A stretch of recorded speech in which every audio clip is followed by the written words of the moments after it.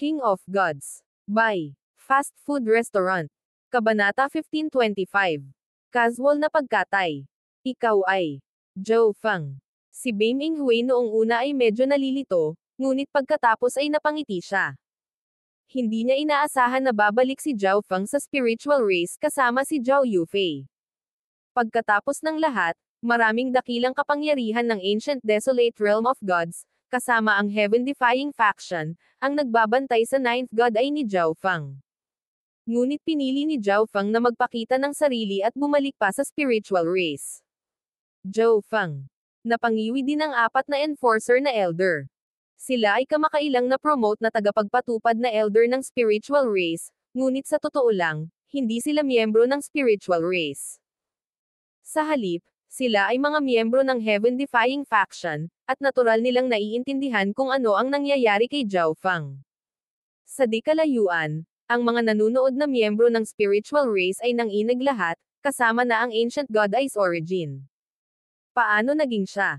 Nanginginig sa takot ang katawan ng Ancient God Ice Origin. Napagpasyahan na niya na huwag nang guluhin si Zhou Feng sa buong buhay niya, ngunit muntik na niyang masaktan si Zhou Feng pagkatapos niyang bumalik sa spiritual race.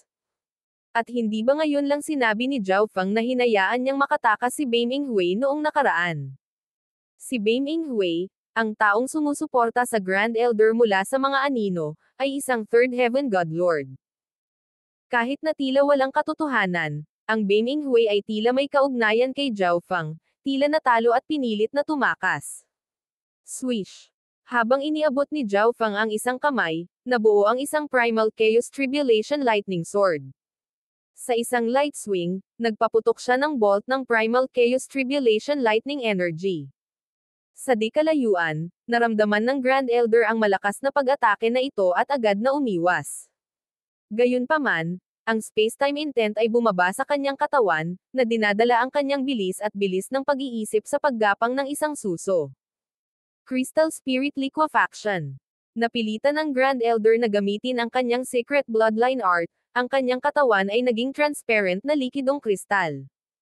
Kapla Ash.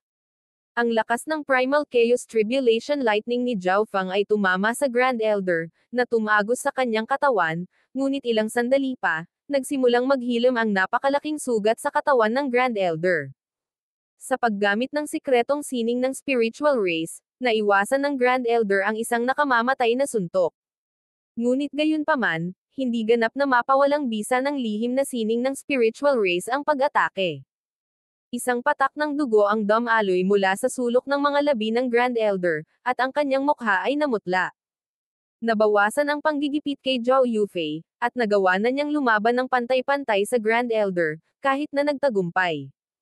Sa isang maliit na pag-atake na ito mula kay Zhou Feng, naramdaman ni Bame Inghui na mas lumakas si Zhou Feng.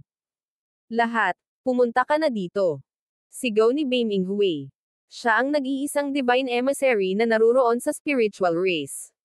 Alam ni Bame Inghui na hindi siya kalaban para kay Zhou Feng mag-isa, ngunit hindi siya basta-basta makakaalis. Magreresulta iyon sa pagkabigo sa misyon at mabigat na parusa. Bukod dito, ang buong spiritual race ay nasa ilalim ng kanyang kontrol ngayon, at marami siyang mga subordinate. Ang tagumpay ay hindi labas sa tanong. Whoosh! Whoosh! Whoosh! Sunod-sunod na itim na silhouette, bawat isa sa kanila ay naglalabas ng kahanga-hangang enerhiya, lumabas mula sa iba't ibang bahagi ng spiritual race at dumating sa gilid ni Bame Inghui. Isa sa mga ito ay isang Palace King, at mayroong ilang First Heaven God Lords. Bukod doon, marami rin ang mga piling tao na Ancient God. Ang mga kalapit na miyembro ng spiritual race ay natigilan lahat. Wala sa kanila ang nakaisip na napakaraming eksperto ang nagtatago sa spiritual race. Boom! Bang! Crash! Pinagsama-sama ng Grand Elder ang kanyang bloodline power at divine power sa isang malakas na strike na nagawang pansamantalang itulak pabalik si Zhao Yufei. Siya at ang 4 na tagapagpatupad na elder pagkatapos ay lumipad sa tabi ni Bame Inghui. Ang plano nila noon ay kontrolin ang spiritual race para mahuli nila si Zhao Yufei, ngunit ngayon, ang pakikitungo kay Zhou Feng ang una nilang prioridad. Zhou Feng, kahit na mas malakas ka sa akin, marami pa akong subordinate. Wala kang magawa. Ngumiti si Bame Inghui. Sa sandaling ihayag ni Zhao Fang ang kanyang tunay na mukha, nagpadala si Bame Inghui ng mensahe. Kailangan lang niyang iantala si Zhao Fang hanggang sa dumating ang mga reinforcement mula sa Heaven-defying faction, kung saan matatapos si Zhao Fang. Hinayaan kitang makatakas noong nakaraan, ngunit sa pagkakataong ito ay mapahamak ka. Nakatutok ang mga mata ni Zhao Fang. Noong nakaraan, ang Heaven-defying faction ay hindi lamang nagpadala ng maraming divine emissaries, nagpadala pa ito ng protector nito. Ang grupo ni Zhao Fang ay napilitang pumasok sa isang mapanganib na sitwasyon. Tiyak na ipaghihiganti niya ang kanyang sarili, at magsisimula siya sa Bame Inghui. Mayabang na junior. Sigaw ni Bame Inghui. Binigyang diin ni Zhao Fang ang pagkatalo ni Bame Inghui, ninakawan siya ng anumang dignidad na iniwan niya sa spiritual race. Whoosh! Whoosh! Whoosh! Nagsimulang gumalaw ang mga nasasakupan ni Bame Inghui. Ang kalaban ay mayroong Bame Inghui, ang Grand Elder, at isang Palace King. Ang natitirang mga Godlord at mataas na ranggo na Ancient God ay nakatayo sa likuran upang magbigay ng suporta at pagkagambala. Hahayaan kitang subukan ang aking Primal Chaos Domain. Mukhang nasa sabik si Zhao Fang. Buzz! Ang napakalawak na primal chaos na enerhiya ay lumabas mula sa katawan ni Zhao Fang at sumanib sa mundo. Ilang sandali pa, isang malawak na lugar ang naging madilim at makulimlim. Lahat ng bagay sa mundong ito ay nagsimulang maglaho, na nagiging mga agos ng magulong enerhiya na random na lumipad sa rehiyon. Sa isang iglap, nabuo ang Primal Chaos Domain. Sa loob ng domain na ito, ang grupo ni Bame Inghui ay nadama na ang kanilang mga koneksyon sa mundo ay naputol, ang kanilang mga katawan ay hamina. Ang divine power na pinakawalan nila ay hinihigop at nilalamon ng primal chaos na enerhiya sa kanilang paligid. Kasabay nito, kailangan nilang ituon ang lahat ng kanilang kapangyarihan sa pag-iwas sa magulong agos ng enerhiya na lumilipad sa primal chaos domain. Arg! Nabigo ang isang rank 9 Ancient God na umiwas sa oras at napawi ng isang torrent ng Primal Chaos Energy. Sa antas ni Zhao Fang, kahit na ang pinakamaliit na panganib na ipinakita ng Primal Chaos Domain ay madaling pumatay ng sinuman sa ilalim ng antas ng Godlord. Sa iba't ibang dahilan, nagsimulang makaramdam ng takot ang mga miyembro ng grupo ni Bame Inghui bago pa man magsimula ang labanan. Tumutok sa pagtatanggol at pag-alis sa lugar na ito. Namutla si Bame Inghui at agad na sumigaw. Nararamdaman niya kung gaano kalakas ang Primal Chaos Domain na ito. Kung hindi sila aalis ngayon, hindi mahalaga kung gaano karami ang nasasakupan niya. Kayong lahat, mamatay dito. Umungol si Zhao Fang habang kinokontrol niya ang Primal Chaos Domain. Ang Primal Chaos Domain ay naging mas magulo, ang mga torrents ng Primal Chaos na enerhiya ay umaagos sa buong rehiyon. Ipagtanggol. Habang sumisigaw si Bame Inghui, ilang beses niyang itinulak ang kanyang palad, na nagwasak ng ilan sa mga agos ng enerhiya. Ngunit hindi niya kayang protektahan ang lahat. Ang God Spiritual Eye ni Zhao Fang ay nagmamasid sa lahat. Sa tuwing nagbubukas ng pagkakataon ang kaguluhan sa loob ng Primal Chaos Domain, sasamantalahin niya ito para pumatay ng isang kalaban. Arg! Sunod-sunod na hiyawan ang umalangaw habang sunod-sunod na pinatay ang isang miyembro ng Sub-Godlord. Ilang sandali pa ay patay na silang lahat. Panahon na para sa mga Godlord ngayon. Ang malamig na tawa ni Zhao Fang ay umalangaw sa Primal Chaos Domain. Sa loob ng Primal Chaos Domain, nagsimulang dumagsa ang mga energy torrents ng mas malaking kapangyarihan. Si Zhao Fang mismo ay nagsimulang lumipat. Boom! Bang! Crash! Ang grupo ni Bame Inghui ay nagpatuloy sa pag-iwas sa mga panganib sa kanilang paligid habang sila ay tumakas patungo sa gilid ng domain. Ngunit sa oras na ito, isang figure ang lumitaw sa likuran nila. Zhao Fang. Malungkot ang mukha ni Bame Inghui at nagngangalit ang kanyang mga ngipin. Swish! Kinuha niya ang kanyang fragment ng ancestral artifact at pinutol ang napakalaking alon ng enerhiya ng Primal Chaos. Gayunpaman, ang enerhiya ng Primal Chaos ng domain ay agad na sumulong upang harangan at pahinain ang pag-ataking ito. Samantala, ginamit ni Zhao Fang ang kanyang space-time law para maiwasan ang pag-atake habang papalapit din sa grupo ni Bame Inghui. Bilisan mo at umatake! Sigaw ng Grand Elder. Ngayon lang niya naranasan ang lakas ni Zhao Fang. Ang ordinaryong Second Heaven Godlords ay mga tupa lamang nakakatayin para sa kanya. Whoosh! Agad na tumugon ang iba pang mga miyembro, na nagpadala ng sunod-sunod na pag-atake. Sa isang pag-iisip, kinokontrol ni Zhao Fang ang Primal Chaos Domain. Ang mga daloy ng enerhiya ng Primal Chaos ay umiikot sa kanyang katawan. Boom! Bang! Crash! Habang papalapit ang mga pag-ataking iyon, lahat sila ay hinaranggan ng mga daloy ng enerhiya ng Primal Chaos. Sa isang kisap mata, narating ni Zhao Fang ang grupo ng Grand Elder. Iniwagayway niya ang Primal Chaos Tribulation Lightning Sword. Crack! Ang isang First Heaven Godlord ay nahati sa dalawa, kasing patay ng posibleng maging isa. Pinigilan ng Primal Chaos Domain ang mga kaaway ni Zhao Fang habang pinalalakas si Zhao Fang. Matapos patayin ang isang tao, lumipat si Zhao Fang sa kasunod at iniwagayway muli ang kanyang Primal Chaos Tribulation Lightning Sword. Zhao Fang, tumigil ka! Napasigaw si Bame Inghui sa gulat, at sumama siya sa Grand Elder at Palace King sa pag-atake kay Zhao Fang. Ang Palace King at ang Grand Elder ay hindi man lang nang ahas na lumapit kay Zhao Fang ng mag-isa. Lumipat lang sila kapag magkasama silang tatlo. Ngunit dahil all around silang pinigilan sa loob ng Primal Chaos Domain, imposibleng mahuli nila si Zhao Fang. Hindi pinansin ni Zhao Fang ang tatlo at ipinagpatuloy ang kanyang walang awa na pagpatay. Pinatay ni Zhao Fang ang First Heaven Godlords na parang mga langgam. Di nagtagal, si Bame Inghui, ang Grand Elder, at ang Palace King na lang ang natira, at sila ay nalugmok sa ganap na kawalan ng pag-asa. Zhao Fang, iligtas mo ang aming buhay at magkakaroon ka pa ng oras para umalis. Nagpa siya si Bame Inghui na magpakita ng kahinaan. Nakikita niya na hindi ginamit ni Zhao Fang ang kanyang buong lakas at mayroon pa ring maraming subordinate na hindi pa lumilitaw. Walang pagkakataon na manalo silang tatlo. Sa oras na ito, nagpa siya si Bame Inghui na ipahiwatig na ang Heaven-defying faction ay nagpapadala ng mga eksperto at dapat umalis si Zhao Fang sa lalong madaling panahon. Salamat sa babala. Tatapusin ko agad kayong tatlo. Ngumisi si Zhao Fang. Sa loob ng Primal Chaos Domain, siya ay tulad ng isang Diyos ng kadiliman, na nagbibigay ng hindi nakikitang panggigipit at pangamba. Buzz! Buzz! Ang Primal Chaos Domain ay unti-unting nagsimulang magkontrata, ngunit ang lumiliit na lugar ay nagkonsentra lamang ng kapangyarihan nito. Primal Chaos Lock.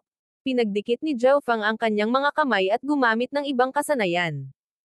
Ginamit niya ang lahat ng divine power sa Primal Chaos Domain para sa Primal Chaos Lock. Buzz! Buzz! Ang madilim na dimensyon ay unti-unting kumupas, nag-iwan ng tatlong itim na globo ng magulong enerhiya. Ang mga sphere na ito ay nagselyado kay Bame Inghui, ang Palace King, at ang Grand Elder. Huwag mo na akong isipin na hawakan ako. Sigaw ni Bame Inghui. Inactivate niya ang kanyang bloodline at fragment ng ancestral artifact, na nagpakawala ng pinakamataas na alon ng enerhiya laban sa Primal Chaos Lock. Walang pakialam si Zhao Fang sa paglaban ni Bame Inghui. Pagkatapos ng lahat, sabay-sabay niyang ginamit ang tatlong Primal Chaos Locks. Ang kanyang kawalan ng focus ay naging sanhi ng bawat Primal Chaos Lock na maging mas mahina kaysa karaniwan. Gayunpaman, ang Palace King at ang Grand Elder ay hindi kayang lumaban. Boom! Bang! Ang dalawang magulong globo ay biglang sumikip at sumabog. Ang Heaven-defying faction Palace King at ang Grand Elder ay patay na. Nang pinagmamasdan ni Zhao Fang ang Grand Elder, napagtanto ni Zhao Fang na ang Grand Elder ay binago ng Heaven-defying faction sa isang Death God Guard, na inilagay siya ng ganap sa ilalim ng kontrol ng Heaven-defying faction. Bilang isang Death God Guard, ang Grand Elder ay isang kasangkapan lamang na ginamit upang kontrolin ang spiritual race, kaya pinatay siya ni Zhao Fang nang walang pag-aalinlangan. Ang tanging kalaban na natitira ay si Bame Inghui. Sa di kalayuan, ang mga miyembro ng upper echelon ng spiritual race ay tulala at hindi makapagsalita. Isang makapangyarihang grupo na pinamumunuan ni Bame Inghui at ng Grand Elder ang nawasak ni Zhao Fang lamang. Boom! Bang! Crash! Ang magulong itim na globo na may hawak na Bame Inghui ay biglang bumukol at nabasag. Umalis si Bame Inghui at galit na tinitigan si Zhao Fang, ngunit wala siyang magagawa. Swish! Tumalikod si Bam Inghui at tumakas. Masyadong malakas si Zhao Fang ngayon.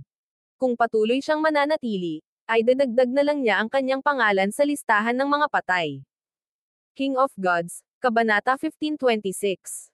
Ipinakita ang mga pangil ng isa. Swish. Tumalikod si Bam Inghui at tumakas. Masyadong malakas si Zhao Fang ngayon. Kung patuloy siyang mananatili, ay dadagdag na lang niya ang kanyang pangalan sa listahan ng mga patay. Sabi ko sa iyo kanina, sa pagkakataong ito, mapahamak ka na. Itinoon ni Zhao Fang ang kanyang kaliwang mata sa Bam Inghui, na nagtitipon ng enerhiya ng Primal Chaos at enerhiya ng Tribulation Lightning. Swish! Biglang sumabog ang isang madilim na kidlat mula sa kaliwang mata ni Zhao Fang at tumama sa Bam Inghui. Arg! Napasigaw si Bam Inghui, ang kanyang katawan ay nanlamig saglit. Matapos tamaan ng Primal Chaos Lightning Sword, naramdaman niya ang Primal Chaos at Tribulation Lightning Energies na nagdudulot ng kalituhan sa kanyang katawan, na pumipinsala sa kanya sa pisikal at espiritual. Pagkalipas ng 6 na taon, ang enerhiya ng Primal Chaos ni Zhao Fang at ang enerhiya ng Tribulation Lightning ay parehong nalinang sa isang bagong antas. Nagsimulang umungol si Bam Inghui sa sakit.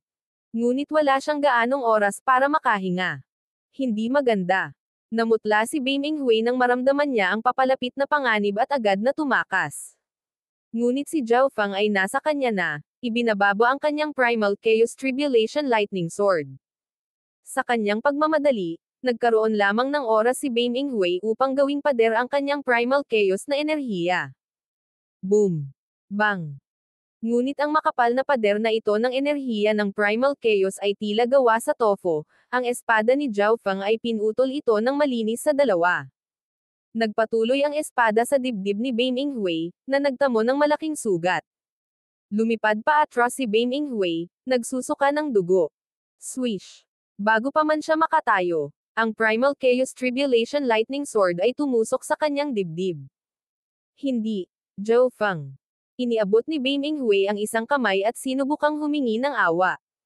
Ngunit hinding-hindi siya patatawarin ni Zhao Fang. Swish! Binuo ni Zhao Fang ang pangalawa at pangatlong Primal Chaos Tribulation Lightning Sword at pinasulong sila.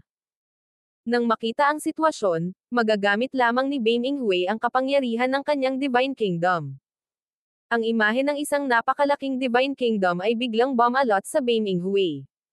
Swoosh! Ang unang Primal Chaos Tribulation Lightning Sword na tumusok sa paghahayag ng Divine Kingdom ay lubhang nahadlangan at hindi na lumalim pa. Explode! Itinoon ni Zhao Fang ang kanyang mga mata at sumigaw. Boom! Bang! Crash! Ang Primal Chaos Tribulation Lightning Swords na nasaksak sa Divine Kingdom Manifestation at ang dibdib ni Bam Inghui ay parehong sumabog, na nagpadala ng bagyo ng Primal Chaos na enerhiya na napunit sa mundo. Nang tumira ang alikabok, nahayag ang katawan ni Bam Inghui, at ito ay gutay-gutay, ang kanyang mga sugat ay malubha habang siya ay nagpupumiglas sa pintuan ng kamatayan. Mamatay ka, matapang na sabi ni Zhao Fang, ang kanyang kaliwang mata ay muling nagpaputok ng isang Primal Chaos Lightning Sword. Boom! Bang! Si Bam Inghui ay hindi kayang lumaban ngayon. Tinamaan siya ng Primal Chaos Lightning Sword, at ang enerhiyang bumuhos sa kanyang katawan ay nagpawi sa kanya sa katawan at kaluluwa. Sa wakas, si Bam Inghui, na minsang nakahuli kay Zhao Fang sa isang galaw, ay napatay ng mismong Zhao Fang na iyon. Marami sa mga miyembro ng upper echelon ng spiritual race ang lahat ay natulala, tila natulala. Lahat sila ay mga taong sumuko sa Grand Elder at piniling sumunod sa kanya, ngunit ngayon, ang Grand Elder at ang taong sumusuporta sa kanya ay pinatay ni Zhao Fang.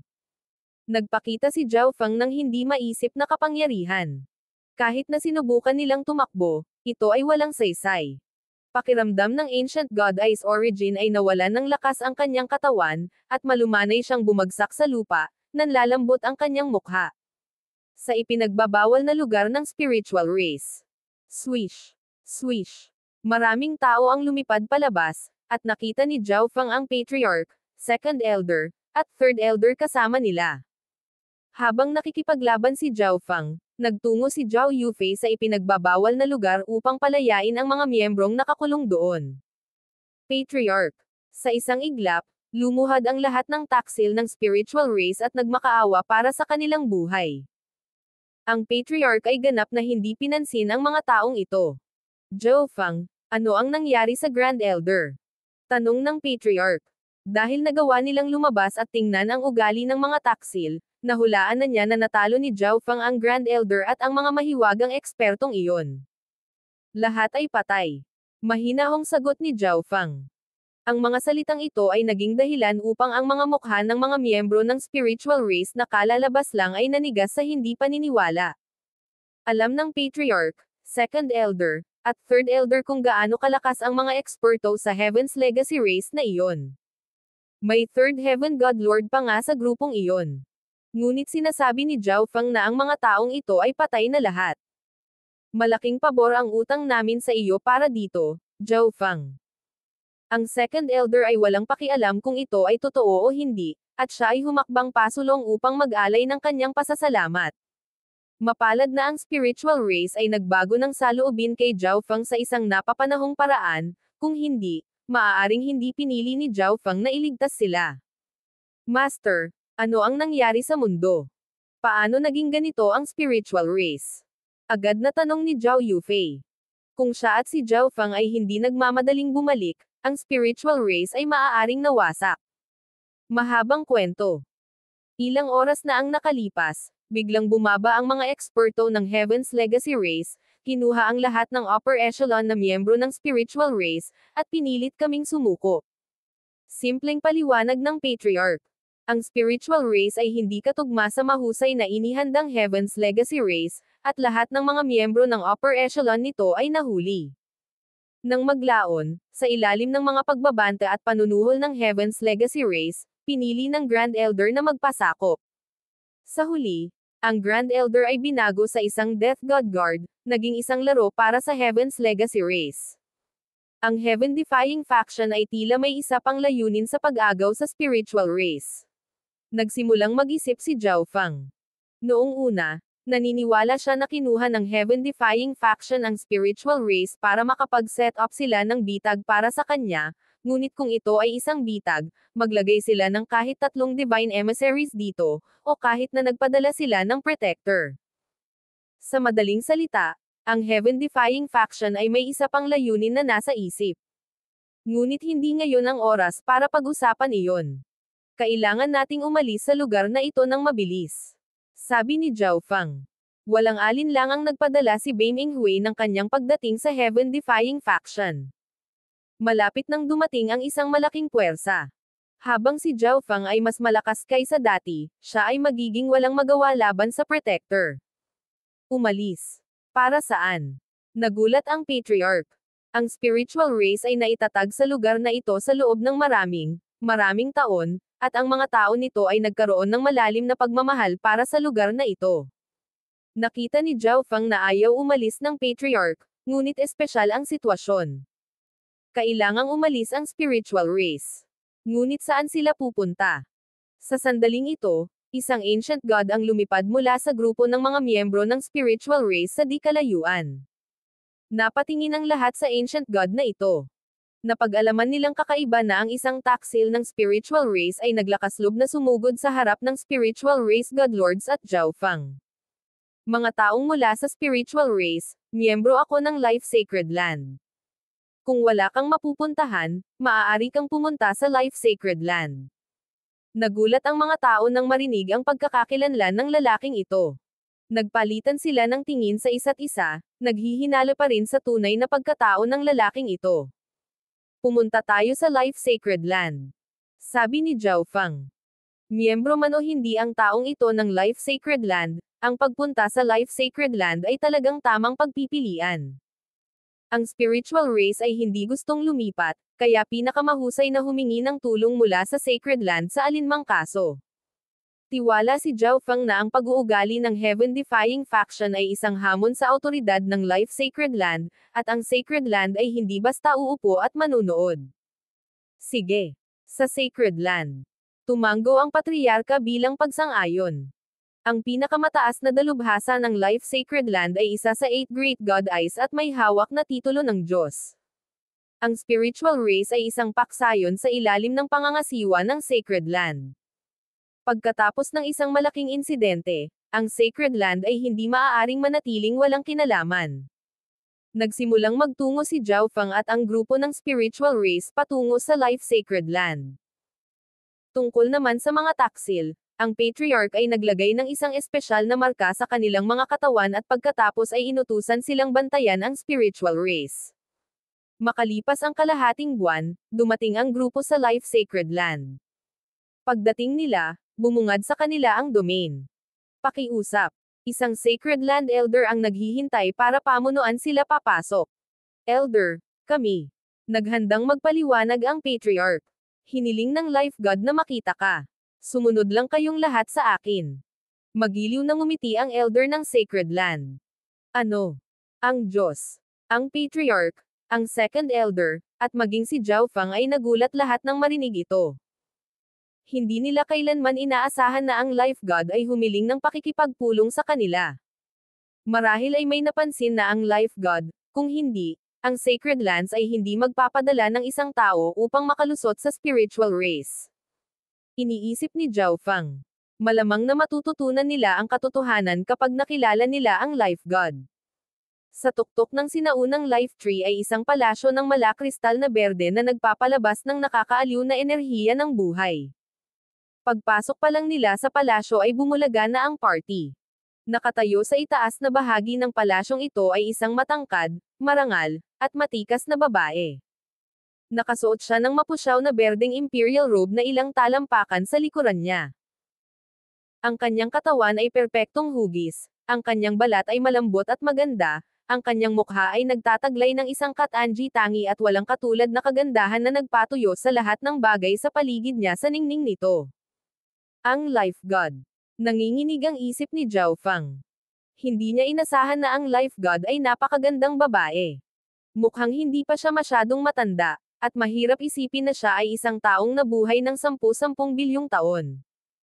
Ang Life God ay isang marangal at hindi malalabag na Diyosa, ngunit nagpakita siya ng isang hindi maipaliwanag na pagpapalagayang loob na nagparamdam sa sinumang tumingin sa kanya ng pakiramdam ng pagiging malapit. Ang mga miyembro ng spiritual race ay nahuhulog sa kagandahan at init ng Life God, lahat ng kanilang mga alalahanin ay natangay. Maging ang spiritual race patriarch, isang second heaven old monster na nabuhay ng hindi mabilang na mga taon, ay tahimik na pinahahalagahan ang Life God. Mga tao ng spiritual race. Ang Life God ay nagsalita, ang kanyang makalangit na tinig ay tumatagos sa kanilang mga isipan. Pagbibigay galang sa life. Yumuko ang party ng spiritual race. Hindi na kailangan ng maging magalang. Mga tao ng spiritual race, naparito kayo para humingi ng tulong sa Sacred Land, tama ba? Ang Life God ay dahan-daang umupo. Oo, ang aking spiritual race ay pilit na kinuha ng heaven-defying faction. Kung hindi dahil sa pagbabalik ni na Zhao Yufei at Zhao Feng, ang buong spiritual race ay maaaring maging kanila na. Baka sa mukha ng spiritual race patriarch ang kalungkutan at pighati. Hindi lang iyong spiritual race. Ganoon din ang nangyari sa Blazing Gold Race, Divine Tree Ocean, at Heaven Shaking Alliance. Ang seryosong mukha ng Life God ay nagpakita ng ibang uri ng kagandahan. Napansin na ng Life God na may mali, kaya nagpadala siya ng mga miyembro upang makalusot sa 4 na 5-star faction, ngunit hindi niya nalaman ng eksakto kung ano ang nangyayari. Ngunit pagkatapos, bumalik sina Zhao Feng at Zhao Yufei, ibinato ang sitwasyon sa spiritual race sa pagkagulo. Matapos makinig sa kwento ng spiritual race patriarch, ang Life God ay nakakuha ng mas malalim na pag-unawa sa sitwasyon. Ano? Ang iba pang 5-star faction. Ang patriarch at ang iba pa ay natigilan lahat. Ang mga paksayo na binanggit ng Life God ay ang iba pang 5-star faction ng Ziling Zone. Sa kasalukuyang sitwasyon, masasabi pa nga na ang heaven-defying faction ay nakapasok sa buong Ziling Zone maliban sa Life Sacred Land. Ang heaven-defying faction, ano lang ang sinusubukan nitong gawin? Nadurog ang puso ni Zhao Feng. Malapit sa hangganan ng Ziling Zone, sa napakaitim na palasyong iyon sa tuktok ng gitnang isla sa Heaven's Legacy Race Divine Kingdom, ang mga upper echelon na miyembro ng heaven-defying faction ay nagtipon. Even Lord, sina Zhao Feng at Zhao Yufei ay bumalik, na nagdulot ng isang sakuna sa spiritual race. Lahat ng mga tauhan natin na nakatago doon ay nalipol. Tumayo ang isang nakaitim na matanda. Si Beiming Hui ay humiling ng mga reinforcement mula sa kanya, ngunit ang Heaven-defying faction ay hindi nagpadala ng anuman. Hindi mahalaga, sinabi ng Protector. Sa tabi niya, ang Heaven Lord ay palaging nakangiti. Ngunit ang iba ay maaaring makakita ng bahid ng galit sa ngiting ito, dahil ito na naman ang Ninth God ay nasam-Iris sa kanilang plano. Panahon na para ipakita sa Ancient Desolate Realm of Gods ang lahat ng mayroon tayo. May huling hakbang na lang sa plano natin. Biglang nagpahayag ang Heaven Lord, ang kanyang maitim at hindi maarak na mga mata ay kumikislap na parang mga bituin. King of Gods, Kabanata 1527. Sacred Land Level War. Sa Life Sacred Land, sa loob ng gitnang palasyo. Bibigyan kita ng tugon sa lalong madaling panahon. Mahina at magiliw na sabi ng Life God. Ang Sacred Land ay nakakuha lamang ng maraming impormasyon mula sa spiritual race. Kinailangan pa nitong mag-imbestiga upang mapalalim ang pag-unawa sa sitwasyon. Kaya, ang Life God ay hindi naglabas ng anumang mga utos, ngunit pinahintulutan din niya ang spiritual race na manatili sa Sacred Land at ginagarantiyahan ang kanilang kaligtasan. Palam. Tumayo at umalis ang grupo ng spiritual race. Patriarch, ano sa tingin mo ang nangyayari dito? Bulong ng Second Elder. Naramdaman niya na ang bagay na ito ay lubhang komplikado. Noong nakaraan, ang Heaven-defying faction ay palaging ginagawa ang lahat ng makakaya upang manatiling nakatago, ngunit isang malaking pagbabago ang naganap kamakailan. Nasakop ng Heaven-defying faction ang Illusion God Sacred Land kanina, at ngayon, nakapasok pa ito sa power structure ng Xiling Zone. Ito ay mapangahas sa sukdulan. Hindi ako sigurado. Napabuntong hininga ang Patriarch. Ang pag-uugali ng Heaven-defying faction ay walang alinlangan na hinahamon ang Sacred Land, ngunit hindi sila naniniwala na ang Heaven-defying faction ay maglalakas loob na atakihin ang Life Sacred Land. Kailangang maunawaan ng isa na ang mga may titulong Diyos ay walang kamatayan at pinakamataas na pag-iral ng Ancient Desolate Realm of Gods. Hindi mula nang unang lumitaw ang Eight Great God Eyes ay may nag-iisang Diyos na bumagsak, at ito ang panahon ng Eight Great God Eyes, ang God Eyes na nagsisilbing simbolo ng mga Diyos. Para sa isang normal na tao na makuha ang titulo ng Diyos sa Ancient Desolate Realm of Gods, mayroon lamang dalawang pagpipilian. Ang una ay upang makakuha ng isang kompletong ancestral artifact habang ang pangalawa ay upang pagsamahin ang dalawa o higit pang perpektong batas. Ngunit may mga pagbubukod sa lahat. Ang mga may hawak ng God Eyes ay kailangan lamang maging God Kings para natural na makamit ang titulo ng Diyos. Ito ay dahil ang God Eyes mismo ay katumbas ng ancestral artifacts, marahil ay mas mataas pa. Naglalaman sila ng mga primordial na prinsipyo ng sansinukob. Gayunpaman, sa pananaw ni Zhao Feng, may pagkakataon na ang Heaven-defying faction ay kumilos laban sa isang sacred land na pinamumunuan ng isang Diyos. Maraming beses na siyang nakipag-ugnayan sa Heaven-defying faction at naiintindihan niya ang paksayon na ito ng higit sa sinuman. Bilang karagdagan, nakikita niya na ang Life God ay isang pasipista, kahit na pinahihintulutan ang mga hamon na inilabas ng iba. Alinmang ibang sacred land ay agad na naglantad sa bagay na ito pagkatapos malaman kung ano ang nangyayari at nagsimula ng negosasyon sa Heaven-defying faction. Siyempre, hindi mahalaga kung gaano kalaki ang iniisip ni Zhao Feng tungkol sa mga bagay na ito. Sa sandaling bumalik siya sa kanyang silid, pumasok si Zhao Feng sa kanyang Divine Kingdom at nagsimulang maglinang. Swish! Isang maitim at baluktot na fragment ang lumitaw sa kamay ni Zhao Feng. Ito ang fragment ng ancestral artifact na nakuha niya mula sa Beiming Hui, isang fragment ng ancestral artifact na dating kabilang sa ancestral artifact ng Heaven Mending Race. Kapag na-control ko ang fragment ng ancestral artifact na ito, mas lalakas ang mga pag-atake ko. Nakangiti, sinimulan ni Zhao Feng na pinuhin ang fragment ng ancestral artifact. Habang pinipino ang fragment, hinati ni Zhao Feng ang mga bahagi ng kanyang isip upang linangin ang iba pang mga bagay. May isang bahagi ng kanyang isip na linangin ang Primal Chaos Domain. Katatapos lang niyang gamitin ito sa labanan at natutunan niya ang iba't ibang bagay. Bukod dito, Kamakailan lang ay nagagamit niya ang diskarteng ito, kaya hindi pa rin siya masyadong bihasa dito. Pangalawa, pinag-aralan ni Zhao Feng ang Primal Chaos Scripture at sinimulang pinuhin ang kanyang divine power. Nagpadala siya ng ikatlong bahagi ng kanyang isip upang pag-aralan ang mga diskarte sa I Bloodline. Naniniwala si Zhao Feng na may puwang pa upang mapabuti ang Primal Chaos Lightning Sword. Isang taon ang lumipas sa loob ng Divine Kingdom, bagaman ito ay isang araw lamang sa labas ng mundo. Sa panahong ito, matagumpay na napino ni Zhao Feng ang fragment ng ancestral artifact at ginamit pa ito ng ilang beses sa loob ng Dream Divine Kingdom. Sa kasalukuyang antas ni Zhao Feng, ang fragment ng ancestral artifact ay hindi nagbigay ng malaking tulong sa kapangyarihan gaya ng inaakala, ngunit sa isang sagupaan sa pagitan ng mga eksperto, bawat kaunti ay nakatulong.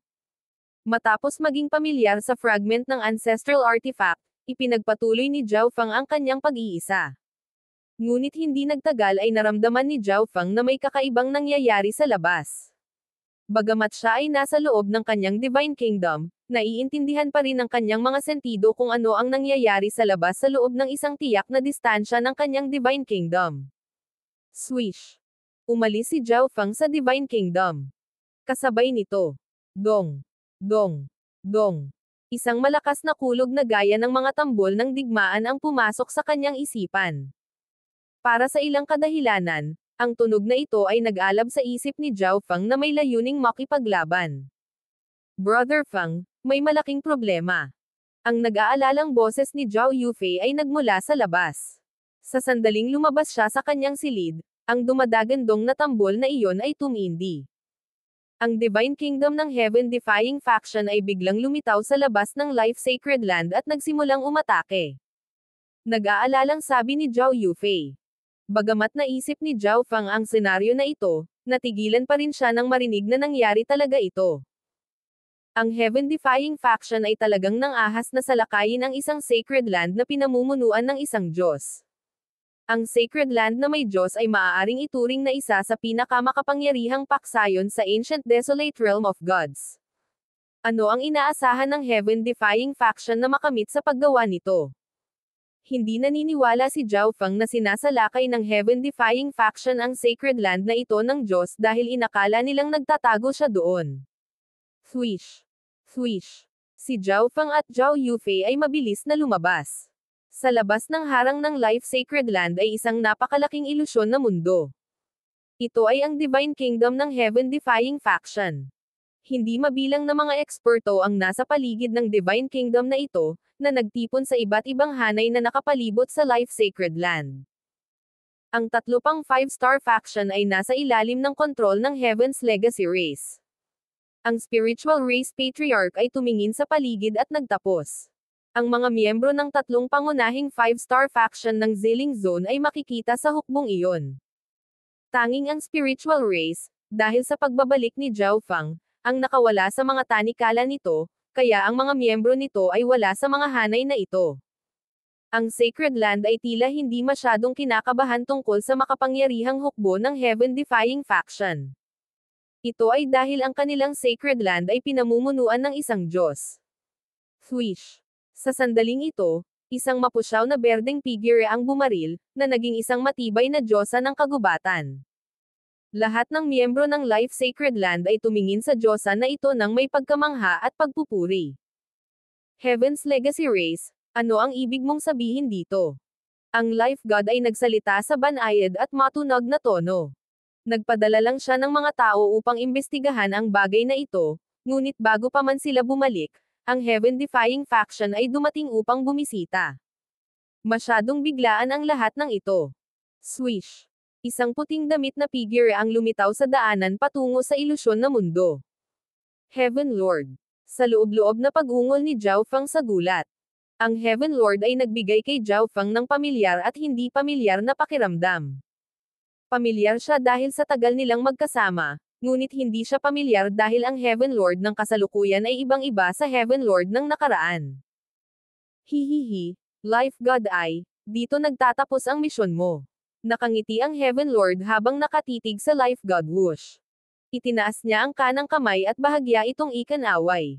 Ang mga alon ng divine power ay agad na tumaas sa palibot ng Life Sacred Land. Atake. Ang nakakabinging dagandong ay nagmula sa buong paligid. Ang mga miyembro ng upper echelon ng Life Sacred Land ay hindi inaasahan na ang Heaven-defying faction ay makikipag-away ng hindi man lang nagtangkang makipagnegosasyon. Parang wala kang masyadong natutunan sa last lesson mo. Isang elder na may taas na ilang dosenang talampakan, ang kanyang balat ay natatakpan ng mga singsing sa paglaki, ang lumabas mula sa itaas na echelon ng Life Sacred Land. God King Radiant Peak. Hindi napigil ang sumigaw ang mga tao. Ang God King Radiant Peak ay ang pangalawang in command sa Life God at nagtataglay ng malalim na lakas. Noong ang Life God ay nasa pag-iisa, ang God King Radiant Peak ay may pananagutan sa pangangasiwa sa iba't ibang mga gawain ng Sacred Land. Ang kasaysayan ay isinulat ng mga nananalo. Ngumiti ang Heaven Lord, ang kanyang mukha ay puno ng kumpiyansa. Salungat na pag-atake. Biglang sumigaw si God King Radiant Peak. Ang God King ay may pagkahilig sa kapayapaan at natagpuan ang pag-iisip ng digmaan na medyo hindi mabata, ngunit hindi siya magiging mabait. Hinding-hindi niya papayagan ang sinuman na hamanin ang dignidad ng Life Sacred Land. Ang mga miyembro ng Sacred Land ay nagsimulang kumilos, na bumubuo sa apat na malalaking grupo na sumusugod sa apat na direksyon. Ilang saglit pa ay naglalaban na ang magkabilang panig. Boom! Nayanig ang langit at lupa. Ang lugar sa paligid ng Life Sacred Land ay naging kulay abo at madilim, ngunit hindi ito nakaapekto sa paningin ng sinuman. Isang digmaang Sacred Land. Nagulat si Zhao Feng. Hindi niya inaasahan na makakakita siya ng ganoong kalaking digmaan. Ang isang Sacred Land na ibinagsak ay hindi nabalitaan, ngunit ito ay napakabihira na ang isa ay mapalad na makita ito minsan sa bawat 1 bilyong taon. Ngunit ngayon, ang dalawang panig ng digmaang ito ng Sacred Land ay ang Life Sacred Land kasama ang Diyos nito at ang Heaven-defying faction. Boom! Bang! Crash! Walang katapusang umalangaw-ngaw ang mga pagsabog sa palibot ng Life Sacred Land. Ang antas ng mga nakikibahagi sa labanan ay mula sa True God hanggang sa God Lord, ngunit ang pangunahing lumalaban sa oras na ito ay ang mga True God at Ancient God. Hindi pa nagpadala ang magkabilang panig ng maraming God Lords. Gayunpaman, makalipas ang ilang sandali, ang balanse ng labanan ay nagsimulang tumagilid. Ang isipin na ang Heaven-defying faction ay magiging napakalakas. Naalarma si God King Radiant Peak. Kailangang mapagtanto ng isa na ang Life Sacred Land ay may maraming mga doktor, at ang mga ito ay may malaking papel sa larangan ng digmaan. Sa kabila nito, nangunguna pa rin ang Heaven-defying faction. Ito ay bahagyang dahil naubos ng Heaven-defying faction ang 3 sa 5-star faction ng Zilling Zone at ang marami nilang subordinate na paksayon. Mga miyembro ng spiritual race, sumali rin kayo sa labanan. Ang God King Radiant Peak ay biglang lumingon sa spiritual race. Ang spiritual race ay nasa ilalim ng Sacred Land at nananatili pa nga sa loob nito. Ngayon na ang Sacred Land ay nahaharap sa mga paghihirap, sila ay obligadong tumulong. Ngunit si Brother Feng ang 9th God Eye.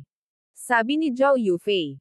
Hinawakan ni Zhao Feng ang 9th God Eye at dati ay naging isa sa mga mahalagang target na makuha ng Heaven-defying faction.